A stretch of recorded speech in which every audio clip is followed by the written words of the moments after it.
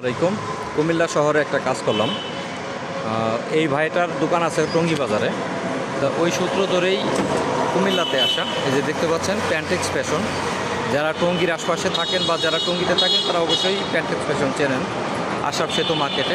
আর এটা হচ্ছে কুমিল্লা। এই যে দেখতে পাচ্ছেন এটা হচ্ছে এলইডি সাইনবোর্ড।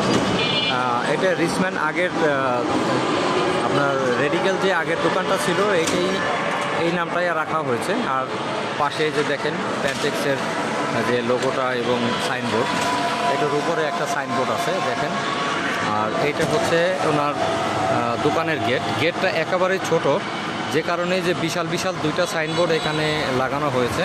এই যে দেখতে পাচ্ছেন এই সাইনবোর্ডটা টল এমনভাবে বসানো হয়েছে, মনে হচ্ছে দূরে থেকে দেখলে মনে হয় যে এটা আসলে সাইনবোর্ড না, এটা মনে হয় যে দোকানের সামনে জল দাঁড়িয়ে রাখা হয়েছে। আর এই পাশে একটা সাইনবোর্ড দেখেন।